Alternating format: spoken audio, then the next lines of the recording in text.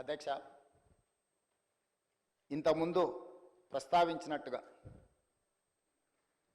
6 దశాబ్దాల ఆకాంక్ష ఎన్నో సందర్భాలలో ఈ తెలంగాణ సమాజం శక్తినంతా కూడదీసుకొని అమరులైనా పర్వాలేదు ఈ తెలంగాణ రాష్ట్రాన్ని సాధించుకోవాలని 6 దశాబ్దాలు వీరోచితంగా పోరాటాలు చేసింది. ఆ పోరాటాలలో ఉస్మానియా కాకతీయ యూనివర్సిటీలు ఒక ప్రత్యేకమైన భూమికను పోషించినాయి.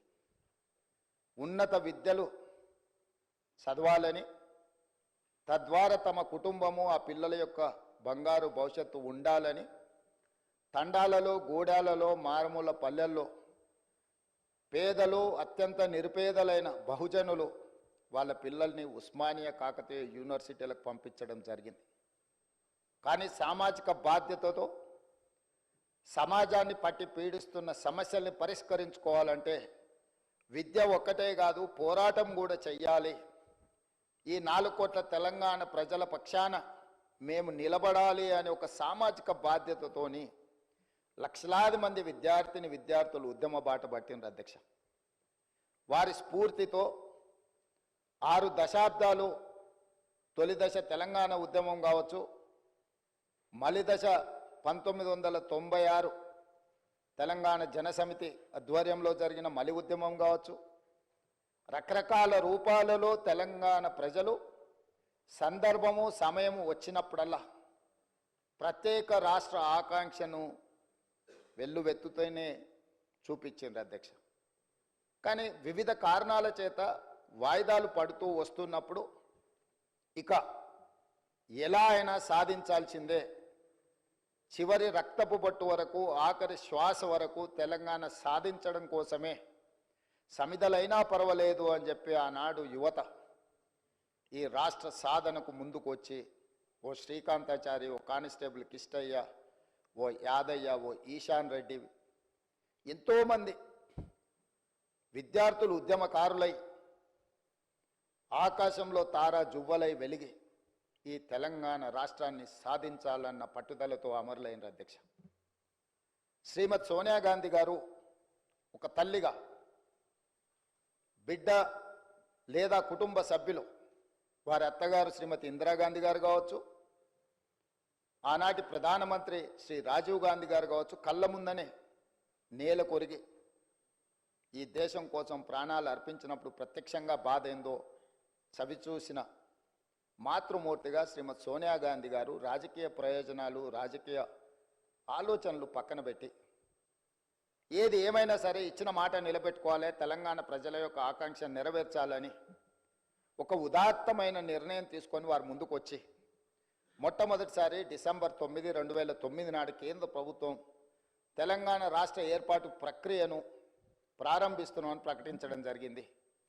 ఆ తర్వాత చాలా అవాంతరాలు, ఒడిదుడుకులు ఎదురైనా వారు తెలంగాణ రాష్ట్రాన్ని ఇవ్వడం జరిగింది. తద్వారా పార్టీ పరంగా, కేంద్ర ప్రభుత్వ పరంగా ఏమేం కోల్పోయినరో ఈ సందర్భంగా నేను ప్రస్తావించదలుచుకోలేదు. ఎందుకు అనంటే ఈ డిసెంబర్ 9కి ఒక గొప్ప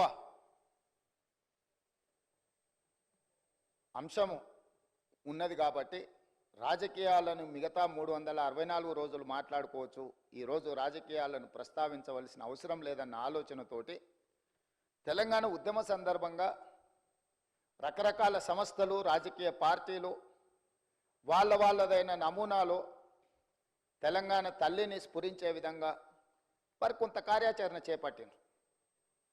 ఏవి కూడా అధికారికంగా ఈనాటి వరకు ఉమ్మడి రాష్ట్రంలో కానీ, ఏర్పడ్డ ప్రత్యేక తెలంగాణ రాష్ట్రంలో 10 సంవత్సరాలు గత ప్రభుత్వం కానీ, టీజీ విషయంలో కానీ, తెలంగాణ రాష్ట్ర గీతం విషయంలో కానీ తెలంగాణ తల్లి ప్రతిరూపాన్ని సృష్టించడం ద్వారా తెలంగాణ ప్రజల యొక్క ఆకాంక్షను నెరవేర్చాలని ఆలోచన చేయలేదు అధ్యక్ష.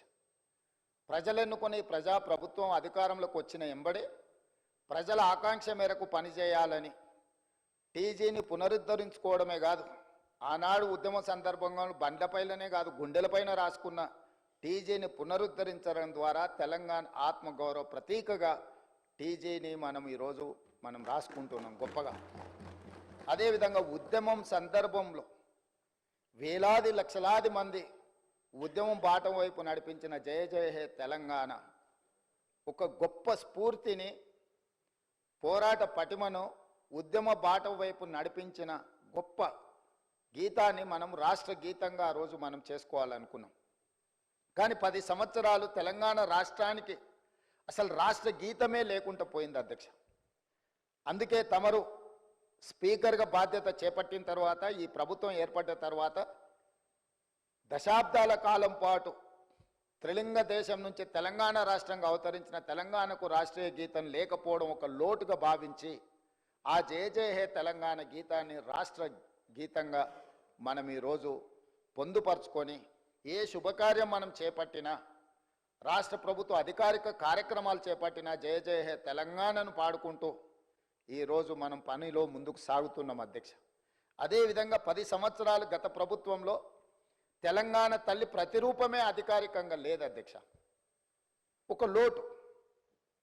ఈరోజు మన ప్రతీక, మన భావన, మన ఆలోచన, మన ఆత్మగౌరవం, మన అస్తిత్వం ఉట్టిపడే విధంగా చాలామంది తెలంగాణ ఉద్యమంలో పాల్గొన్న ఉద్యమకారులనే కాకుండా కవులను, కళాకారులను, తెలంగాణ సంస్కృతి పట్ల అంకిత భావంతో పనిచేసిన వాళ్ళందరితో చర్చించి చర్చలో 2 అంశాలు ప్రస్తావనకు వచ్చినాయి అధ్యక్ష.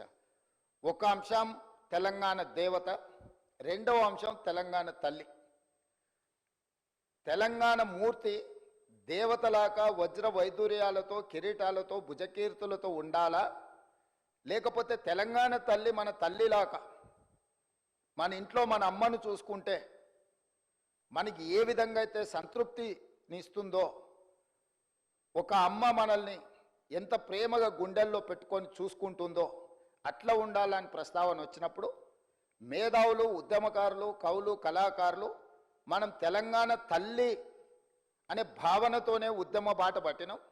మనకు తల్లి కావాలి, దేవత గుడిలో ఉంటుంది, తల్లి మన ఇంట్లో ఉంటుంది, తల్లి ఒళ్ళో మనం పెరుగుతాము. కాబట్టి మనం తల్లి ప్రతిరూపమే పెట్టుకోవాలని చెప్పి వాళ్ళందరూ సూచన చేసి ఈరోజు ప్రతి ఇంట్లో కన్న తల్లిని చూసే విధంగా ఈరోజు తెలంగాణ తల్లిని చూసిన తెలంగాణ సమాజంలో ఎవరైనా, అది తమరు కావచ్చు అధ్యక్ష, నేను కావచ్చు, లేదా మా శాసనసభ్యులు ఎవరైనా, ఈరోజు సభలో ఉన్న ఏ సభ్యుడికైనా తెలంగాణ తల్లిని చూస్తే సొంత మాతృమూర్తిని చూసిన ఒక గొప్ప అనుభూతితో తెలంగాణ సంస్కృతి, సాంప్రదాయాలు, అస్తిత్వం, బహుజనుల తెలంగాణ తల్లిని ఈరోజు మనం ప్రతిష్ఠించుకుంటున్నాం అధ్యక్ష. ఇంత గొప్ప నిర్ణయం తీసుకున్నప్పుడు డిసెంబర్ 9 ఎలాంటి వివాదాలు, రాజకీయాలకు తావు లేకుండా తెలంగాణ సమాజం అంతా, రాజకీయ పార్టీలు కావచ్చు, ప్రజాప్రతినిధులు కావచ్చు, అదేవిధంగా రైతు కూలీ సంఘాలు కావచ్చు, లేకపోతే తెలంగాణ సమాజంలో వివిధ సామాజిక వర్గాలకు ప్రాతినిధ్యం వహిస్తున్నారు కావచ్చు, 4 కోట్ల తెలంగాణ సమాజం అంతా ఒక్కటై ఏకగలంతో ఈ రోజు తెలంగాణ తల్లి అవతరణ ఉత్సవాలు జరుపుకుని ఉంటే బాగుంటుంది. మన పట్ల ఇతర రాష్ట్ర, ఇతర దేశ ప్రజలకు కూడా ఒక గొప్ప గౌరవం పెరుగుతుండేది అధ్యక్ష. దురదృష్టవశాత్తు కొంతమందికి ఇది నచ్చలేదు. ఒక వ్యక్తి, ఒక కుటుంబము, ఒక పార్టీ ఆలోచన 4 కోట్ల తెలంగాణ ప్రజలన్న ఆలోచన, భావన సమంజసం కాదు. మధ్య యుగాలలో చక్రవర్తులు నేనే రాజ్యం, రాజ్యమే నేననే భావనలో, భ్రాంతిలో ఉండేవాళ్ళు అధ్యక్ష. మధ్య యుగాల చక్రవర్తుల యొక్క ఆలోచనతో ప్రజాస్వామ్యంలో ప్రజాప్రభుత్వం నడవదు అధ్యక్ష. 4 కోట్ల ప్రజలు